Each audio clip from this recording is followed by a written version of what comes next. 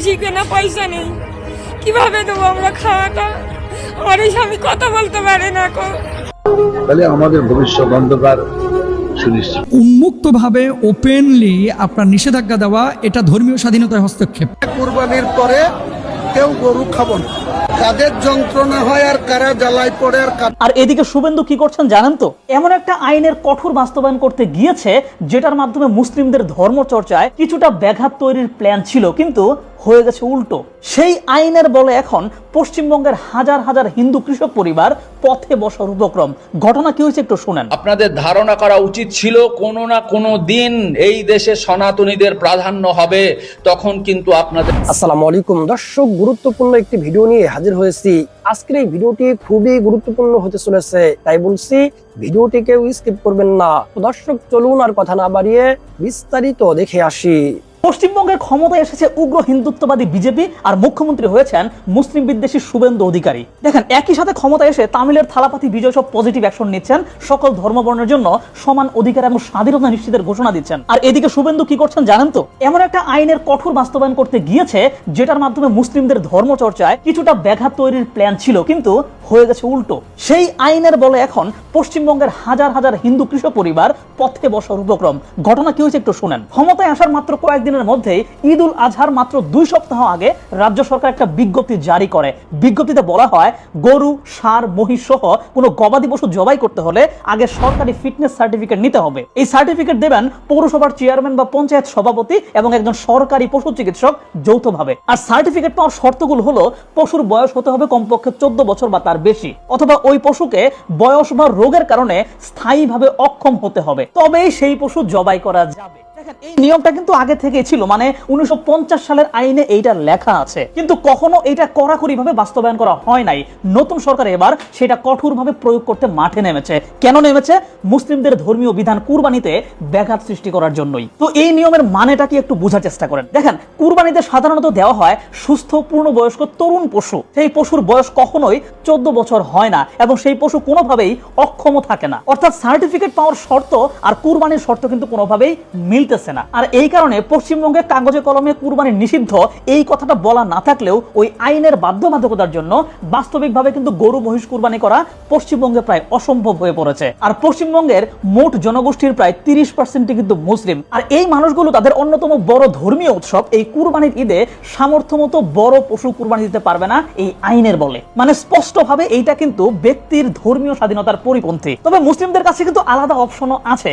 আইন অনুযায়ী শর্তগুলো ছোট পশুর বেলায় কিন্তু প্রযোজ্য না, তাই তারা দেশীয় এই বিশেষ পরিস্থিতি বিবেচনায় গরুর পরিবর্তে ছাগল বা ভেড়া কুরবানি দিতে পারবে। এবং কলকাতার মসজিদের ধর্মীয় নেতারা যে গরুর বদলে ছাগল বা ভেড়া দিয়ে যাতে কুরবানি দেয় তারা। কিন্তু আসল সংকট তৈরি হয়েছে হিন্দু সম্প্রদায়ের বেলাতেই। দেখেন, পশ্চিমবঙ্গের গবাদি পশু পালন এবং বিক্রির ব্যবসায় 80% মানুষই কিন্তু মুসলিম না, তারা হিন্দু কৃষক এবং ব্যবসায়ী। প্রতি বছর ঈদের সময় এই হিন্দু কৃষকরা বছরের সবচেয়ে বড় গবাদি পশুর বাজারে গিয়ে তারা গরু বিক্রি করেন। কিন্তু এবারের সরকারি সিদ্ধান্তে সেই ব্যবসা বন্ধ হওয়ার উপক্রম এবং এর সাথে যুক্ত মানুষজন ক্ষতির মুখে পড়ে গেছে। ভাঙ্গর এলাকার এক কৃষক বললেন যে প্রতিটা পশুর পেছনে তার 20 থেকে 30 হাজার টাকা খরচ হয়েছে। বিক্রি করলে অন্তত 1 লক্ষ টাকা তারা পেত, কিন্তু এখন সেই পশু কেউ কিনছে না। কিনবে কি করে? কোনো মুসলিম যদি গরু কিনে তবে দেখা যাবে বিজেপির উগ্র সমর্থকরা তার ঘরবাড়ি ভেঙে চুরমার করে দেবে। দক্ষিণ 24 পরগনার বামানগাছির কৃষক শশাঙ্ক মণ্ডল বলেন যে গরু সাধারণত 14 বছর বাঁচেই না। যে গরু দুধ দেওয়া বন্ধ করেছে তাকে শুধু 14 বছর পর্যন্ত বাঁচিয়ে রাখার জন্য প্রতিদিন 200 থেকে 300 টাকা খাওয়াতে হচ্ছে।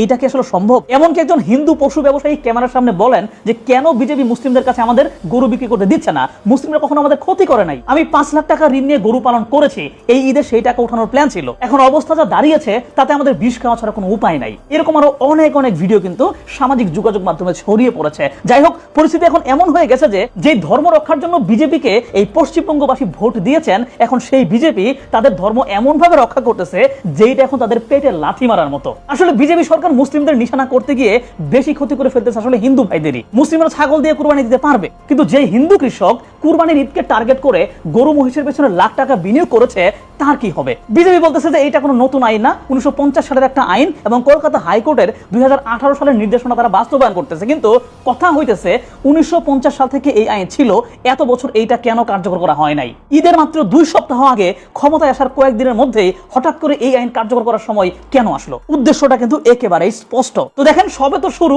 এখন দেখা যাক সামনে পশ্চিমবঙ্গের মুসলিম ভাইদের সামনে আরো কত কি যে আসে। ইতিমধ্যে কিন্তু মসজিদে আক্রমণ, ইবাদতে বাধা, এইসব ঘটনা সেখানে নিয়মিত ঘটতে শুরু করেছে। আমি অধিকারী সাহেবদের যারা ভাই বেরাদার আছেন, দাদারা আছেন, আপনাদের কাছে আমি প্রশ্ন করি, মাছ যে খান, মাছের কি রুহ নাই, জীবন নাই? ওইদিকে গোশত বিদেশিদের কাছে নিজেরা রপ্তানি করতেছে, সেখানে কিন্তু মায়ের প্রতি তাদের মায়া নাই। মায়াটা শুধু কখন? পশ্চিমবাংলায় আর মুসলমানরা যখন পশু কোরবানি করে। আচ্ছা, যখন আপনারা পাঠা বলি দেন, তখন কি এই পাঠা কি কষ্ট পায় না? 12 লক্ষ মেট্রিক টন গোশত যে আপনারা রপ্তানি করছেন, ওখানে কি মহিষগুলো আকাশ থেকে পড়তেছে? সেখানে কিভাবে আপনারা গোশত রপ্তানি করছেন? মানে গোশতের যে বাজারটা বৈশ্বিকভাবে এরা চাঙ্গা রেখেছে। আমাদের দেশে যদি কোথাও হিন্দুরা আক্রান্ত হয়, আমরা মুসলমানরা, আমরা আলেমরা কিন্তু আওয়াজ উঠাই। আপনারা দেখেছেন 5 আগস্টের পরে কিন্তু অনেক মন্দির মুসলমানরা পাহারা দিয়েছে, আলেমরা পাহারা দিয়েছে। কিন্তু উন্মুক্তভাবে ওপেনলি আপনার নিষেধাজ্ঞা দেওয়া, এটা ধর্মীয় স্বাধীনতায় হস্তক্ষেপ। আমরা তীব্র প্রতিবাদ জানাই। আপনারা অনেকে আসলে জানেন যে পশ্চিমবাংলার অনেকেই এই বাংলা ভাষী যারা, তারা আমাদেরকে অনলাইনে বিভিন্নভাবে প্রশ্ন করেন। প্রশ্নটা করেছেন যে মোহতারাম, আমাদের দেশে আপনি নিশ্চয়ই জানেন যে এই যে শুভেন্দু অধিকারীর দল ক্ষমতা আসার পরে 1950 সালের একটি আইনকে কেন্দ্র করে সেটা বাস্তবায়ন করেছে এবং পশু জবাই ওপেন আগের মতো করা যাবে না, এটা নিষিদ্ধ করেছে। এবং সুনির্দিষ্ট স্লটারি হাউস ছাড়া আমরা কোরবানি করতে পারবো না, এমন আওয়াজও আমরা শুনতে পাচ্ছি। এমত অবস্থায় আমরা যদি কোরবানি না দিই তাহলে আমাদের গুনাহ হবে কিনা? খুবই দুঃখজনক একটা ঘটনা। এই যে মমতা বন্দ্যোপাধ্যায় চলে যাওয়ার পরে দিলীপ ঘোষ, শুভেন্দু অধিকারী, এরা যখন মানে বিজেপি সরকার পশ্চিমবাংলায় যখন আসলো, তখন থেকে একটা আতঙ্ক তৈরি হয়েছিল যে মুসলমানদের মধ্যে মনে হয় কিছু পরিবর্তন এবং কিছু চাপ প্রেশার আসতে পারে। এবং আপনারা দেখেছেন, আমরা তীব্র প্রতিবাদ জানাই। এরা ক্ষমতা আসার পরে মুসলমানদের উপরে বিভিন্ন জায়গায় ঘরবাড়ি জ্বালিয়েছে, হামলা মামলা করেছে, এদের উপরে আপনার অসহনীয় নির্যাতন করেছে। এগুলো তীব্র প্রতিবাদ আমরা এবার বাংলা থেকে করছি। আমাদের দেশে যদি কোথাও হিন্দুরা আক্রান্ত হয়, আমরা মুসলমানরা, আমরা আলেমরা কিন্তু আওয়াজ উঠাই। আপনারা দেখেছেন 5 আগস্টের পরে কিন্তু অনেক মন্দির মুসলমানরা পাহারা দিয়েছে, আলেমরা পাহারা দিয়েছে। হাটাজারি মাদ্রাসার গেটের সামনে মন্দির, সেখানেও কিন্তু মাদ্রাসা ছাত্ররা পাহারা দিয়েছে। কিন্তু আমাদের দেশে এই মুসলমানরা আবার ওদের উপরে যে নির্যাতনগুলো হচ্ছে মুসলমানদের উপরে ওপার বাংলায়, এটা নিয়ে কেউ কথা বলে না। এটা উচিত না, এটা উচিত না, এটা একেবারে অনুচিত। আর কোরবানির বিষয়টা নিয়ে যে আলোচনাটা এখন, এই যে শুভেন্দু অধিকারীরা যে আইনটা বাস্তবায়ন করছে বা যে ঘোষণাটা দিয়েছে, ভারতের সরকারি সংস্থা মানে অ্যাপিডা, মানে APEDA এর তথ্য অনুযায়ী 2024-25 অর্থ বছরে ভারত প্রায় শুধু বহির্বিশ্বে গোশত রপ্তানি করেছে 12.54 লাখ মেট্রিক টন, শুধু মহিষের গোশত তারা রপ্তানি করেছে। আপনি কল্পনা করতে পারেন 12 লক্ষ মেট্রিক টন গোশত কোন কোন দেশে পাঠাইছে? 1 নম্বর হচ্ছে ভিয়েতনাম, 2 নম্বর হচ্ছে ইজিপ্ট, 3 নম্বর হচ্ছে সৌদি আরব, 4 নম্বর হচ্ছে দুবাই মানে ইউনাইটেড আরব এমিরেটস, এরপর হচ্ছে ইরাক, মালয়েশিয়া। মানে গোশতের যে বাজারটা বৈশ্বিকভাবে এরা চাঙ্গা রেখেছে। এখন ওইদিকে গোশত বিদেশিদের কাছে নিজেরা রপ্তানি করতেছে, সেখানে কিন্তু মায়ের প্রতি তাদের মায়া নাই। মায়াটা শুধু কখন?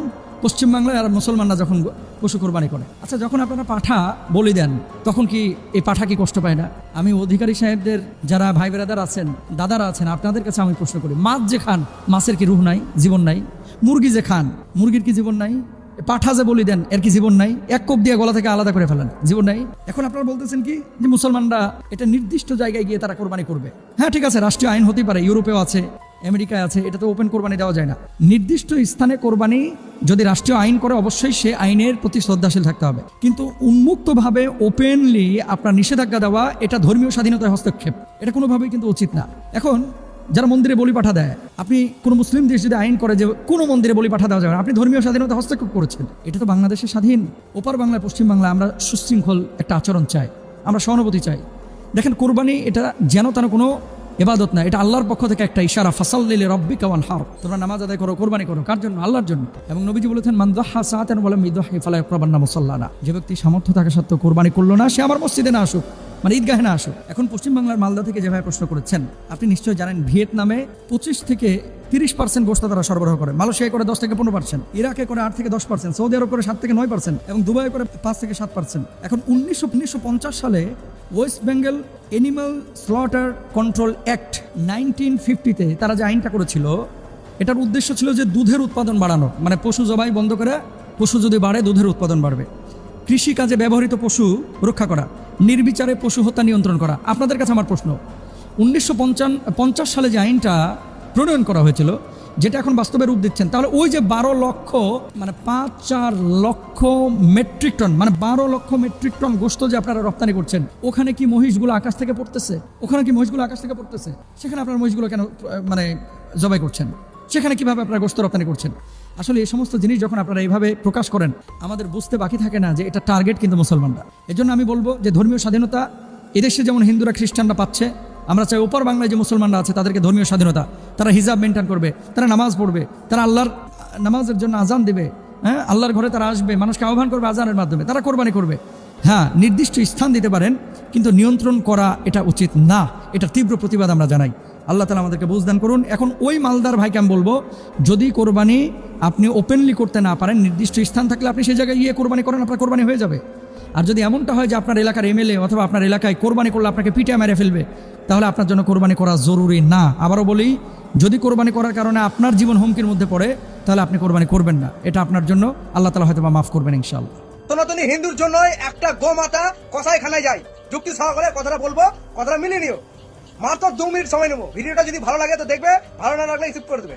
আর আপনাদের মতামত একটু জানিয়ে দিবে। আমরা গোমাতাকে রাষ্ট্রীয় পশু হিসাবে ঘোষণা করার জন্য দিন রাত লেগে আছি আমরা সনাতনী হিন্দুরা, কিন্তু সেই সনাতনী হিন্দুরাই কিন্তু গোমাতা লালন পালন করছে কেন? নিজের স্বার্থের জন্য।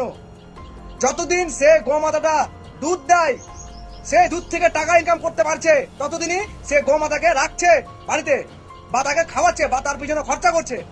এবার যখনই সে গোমাতাটা দুধ দেওয়া বন্ধ করে দিচ্ছে, তার কাছ থেকে কোনো রকম ইনকাম হচ্ছে না, তখন সেই সনাতনী ঘরের মানুষরাই যারা এই গরু পুষছে, তারা কি করছে? হাটে নিয়ে গিয়ে বিক্রি করে দিচ্ছে। বিক্রি করে ওখান থেকে টাকা ইনকাম করছে। মানে মেন কথা, টাকা ইনকাম করার জন্য গোমাতা গুলোকে পালন করা হচ্ছে। কেউ ভালোবেসে, যেমন কুকুর ভালোবেসে পুষে, বিড়াল ভালোবেসে পুষে, কোনো পাখি ভালোবেসে পুষে, কিন্তু গোমাতাকে কেউ ভালোবেসে পুষে না। হিন্দু সম্প্রদায় মানুষরা ওরা পুষে নিজের টাকা ইনকাম করার জন্য। যখনই টাকা ইনকাম করা বন্ধ হয়ে যাবে, তখনই কি করছে? সে গোমাতাটাকে বিক্রি করে দিচ্ছে। তো আমরা মুসলমানকে কেন দোষ দেবো? ওদের কাছে বিক্রি করছে কে, সেটা আমাদের আগে ভাবতে হবে। ওদের কাছে বিক্রি করছে হিন্দু সম্প্রদায় মানুষরাই, কিছু কিছু হিন্দু যারা গোমাতাকে লালন পালন করছে। মুসলমানকে দোষ দিয়ে লাভ নাই। মুসলমান জাতিরা কিন্তু গোমাতা খাবে, ওটা ওদের কুরবানি ঈদে ওরা খাবে, কিন্তু গোমাতাটা ওদের কাছে পৌঁছাচ্ছে কে? কে বিক্রি করছে সেটা ভাবতে হবে। ওরা হিন্দুরা করছে, যারা গরু লালন পালন করছে। যখনই দেখছে গরু থেকে ইনকাম হচ্ছে না, সে গরুগুলোকে বিক্রি করে দিচ্ছে, আর সেই গরুরা চলে যাচ্ছে কসাইখানায়। তো দোষটা কার হলো? দোষটা হলো হিন্দু সম্প্রদায় মানুষের, যারা গৌ মাতাটাকে পুষেছিল এতদিন, তার কাছ থেকে এখন ইনকাম নাই, তাকে এখন বেচে দিল। আমি সরকারের কাছে একটাই আবেদন রাখতে চাই আমার এই ভিডিওর মাধ্যমে, আর আমরা সমস্ত যারা শত্রুরা যারা গোমাতাকে রাষ্ট্রীয় পশু হিসাবে ঘোষণা করতে চাইছি, তাদের তরফ থেকে কথাটা এই বার্তাটা দিতে চাইছি। সেই সমস্ত হিন্দু সনাতনীদেরকে গোমাতা কখনো দেবে না, যারা নিজের স্বার্থের জন্য গোমাতাকে লালন পালন করছে। যারা ভালোবেসে গোমাতাকে লালন পালন করবে, তাদেরকে গোমাতা রাখার সার্টিফিকেট দেন, তারাই রাখতে পারবে। তাছাড়া ওই লোভী মানুষের জন্য কিন্তু গোমাতা রাখতে দিবেন না। আমাদের গোমাতাকে আমরা হিন্দুরাই কিন্তু হত্যা করছি। এটা শুনতে খারাপ লাগলে এটাই সত্যি। আর আমরা শুধু শুধু মুসলমানকে বলছি কুরবানিতে গরু হত্যা হবে না, কুরবানিতে এটা হবে না, ওটা হবে না। দুদিন ধরে ভিডিও দেখছি, সমস্ত হিন্দুরা বলছে আমরা গরু নিয়ে কি করবো, এই গরুগুলা বিক্রি না করতে গেলে আমাদের লস হয়ে যাবে, ক্ষতি হয়ে যাবে, ছেলে মেয়ের পড়াশোনা হয়ে যাবে। আমি ব্যাংকে থেকে লোন নিয়ে নিয়েছি, লোন গুলা কে দিবে? কেন আমাদের গরু পুষলে কি তোমাদের সংসার চলছে? তার মানে কি বুঝবো? গরু থেকে তুমি ইনকাম করছো, ইনকাম ছাড়া তুমি গরু পুষছো না। আর আমরা এদিকে কি করছি? লেগে পড়ছি গোমাতাকে রাষ্ট্রীয় পশু হিসাবে ঘোষণা করবো। তাহলে রাষ্ট্রীয় পশু হিসাবে ঘোষণা করে কি লাভ হবে আমাদের? যারা যারা গরু পুষছে, লালন পালন করছে, তারা তো আবার ঘুরে গিয়ে আবার বিক্রি করে দিবে। যারা গোমাতা পুষছে তাদেরকে চিহ্নিত করো, সে কটা গোমাতা পুষছে। নিজের বাড়ির ফ্যামিলির মতো গোমাতাকে লালন পালন করতে হবে যদি রাখতে চাই। নিজের মাকে যেমন ভালোবাসে, ঠিক তেমনি আমাদের গোমাতাকে লালন পালন করতে হবে। জন্ম থেকে মৃত্যু পর্যন্ত তাকে বাড়িতে রাখতে হবে, লালন পালন করতে হবে ভালোবেসে। নিজের পকেট থেকে টাকা খরচা করে তাকে লালন পালন করতে হবে। যদি করতে পারে তাহলে গোমাতা রাখার লাইসেন্স দেবে, আর যদি করতে না পারে তাহলে গোমাতা রাখার লাইসেন্স দেবে না। আমাদের সরকারের কাছে এটা একটা আবেদন, জোরহাত করে বলছি, আমাদের গোমাতা খুব বিপদে আছে। বিপদে কাদের জন্য আছে? হিন্দুদের জন্যই। সেটা আমরা দেখতে পাচ্ছি না। আজ কুরবানি বলেই কিছু কিছু হিন্দুরা মিডিয়ার সামনে এসে বলছে এই গরুগুলো যদি বিক্রি না হয় আমাদেরকে আত্মহত্যা করতে হবে, আমরা ব্যাংকে থেকে লোন নিয়েছি। তাহলে কি বুঝবো এখানটায়? এই মানুষগুলোর জন্যই গোমাতাগুলো হত্যা হচ্ছে কসাইখানায় গিয়ে। মুসলমান সম্প্রদায়ের মানুষের কোনো দোষ নাই, ওরা খাবেই, ওরা পেলে খাবেই, কিন্তু দোষ সম্পূর্ণ হলো হিন্দুদের। কেমন আছেন পশ্চিমবাংলার মানুষ? খবরটা শুনেছেন তো আপনারা, অলরেডি শুনেছেন যে পশ্চিমবাংলায় গরুর মাংস নিষিদ্ধ হয়ে গেল। মানে গরুর মাংস আর খাওয়া যাবে না, গরু হত্যা করা যাবে না। কারণ বিজেপির নেতাকর্মীদের গরু হচ্ছে মা। তো আমি বিজেপির নেতাকর্মীদেরকে অসংখ্য ধন্যবাদ দেবো এই কারণে যে আপনারা বন্ধ করেছেন, ভালো করেছেন। আর আমি মুসলিমদেরকে একটা কথা বলবো, আপনারা ধৈর্য ধারণ করেন, কারণ গরু মাংস 2 বছর না, 3 বছর না, 1 বছর শুধু খাওয়া বন্ধ করে দেন, ধৈর্য ধারণ করেন একটু। গরুর মাংস 1-2 বছর খাওয়া বন্ধ করেন, দেখেন আমাদের পশ্চিম বাংলায় গরুতে পালা লেগে যাবে। আমরা কি খাবো এখন? খাসির মাংস খাবো। যদি হিন্দু সম্প্রদায়ের লোক খাসির মাংস কিনে খেতে পারে, তো আমরা মুসলিম সম্প্রদায়ের লোক আমরাও খেতে পারবো খাসির মাংস। আর খাসির মাংস যখন আমরা খাওয়া ধরবো, তখন কি হবে? খাসির মাংসটা কিন্তু 1700 টাকা কিলো রেট হয়ে যাবে তখন। আর গরু যখন প্রচুর পরিমাণে পশ্চিমবাংলায় দেখা দেবে, তখন ওরাই ঘোষণা করবে, বিজেপির নেতারাই ঘোষণা করবে, দাও ওদের গরু জবাই করে তোমরা খাও, নিয়ে যাও। তখন কি হবে? তখন আমরা গরুর মাংস খাবো 150 টাকা কিলো, আর ওরা খাসির মাংস খাবে বিজেপির নেতা কর্মীরা 1700 টাকা কিলো। তো লাভ লস কার হচ্ছে আপনারা বুঝুন। যারা হিন্দু সম্প্রদায়ের অনেক মানুষ আছে, তারা কিন্তু গরু পালন করে, গরু বাড়িতে পোষে, তো তাদের তো লস হবে। যেহেতু দেবতা মা হচ্ছে, তারা বেচতেও পারবে না আর কেউ কিনতেও পারবে না, তাহলে গরুটা হবে কি? তারা কি রাস্তায় ছেড়ে দেবে গরুগুলোকে? গরুগুলো রাস্তায় চড়ে বেড়াবে, তাদেরকে তো চাকরি দেওয়ার ব্যবস্থা করতে হবে। আমার হিন্দু মা বোন যারা গরু পালন করে, তারা যদি গরু না বেচা কিনা করতে পারে, তাহলে তাদেরকে তো চাকরি দেওয়া দরকার, কারণ তারা রাস্তায় গরু ছেড়ে দেবে। যেহেতু দেবতা মা, তাদেরকে চাকরি দেওয়ার ব্যবস্থা অবশ্যই করতে হবে বিজেপি নেতাকর্মীদেরকে। আর আমি একটাই কথা বলবো যে আপনারা দণ্ড ফাসাদ সৃষ্টি করবেন না। আমি শান্ত সুষ্ঠুভাবে সবাইকে বলবো যে আপনারা গরুর মাংস 1-2 বছর খাওয়া বন্ধ করুন, ফলাফল খুব তাড়াতাড়ি আপনারা পেয়ে যাবেন। 150 টাকা কিলো হয়ে যাবে আবার গরুর মাংস, টেনশন নেবেন না। তো সম্মানিত দর্শক শ্রোতা, আশা করি সম্পূর্ণ ভিডিওটি দেখেছেন এবং সবকিছু বুঝতে পেরেছেন। আপনাদের মূল্যবান মন্তব্য অবশ্যই কমেন্ট সেকশনে জানিয়ে দিবেন। তো দর্শক, আজকের এই ভিডিওটি এ পর্যন্তই। আজকের এই ভিডিওটি ভালো লাগলে লাইক এবং শেয়ার করে দিয়েন। আর হ্যাঁ, নিত্য নতুন আপডেট ভিডিও পেতে চ্যানেলটি সাবস্ক্রাইব করতে ভুলবেন না। দেখা হবে নতুন ভিডিওতে, ততক্ষণ ভালো থাকুন, সুস্থ থাকুন, এই দোয়া রইল। আসসালামু আলাইকুম ওয়া রাহমাতুল্লাহ।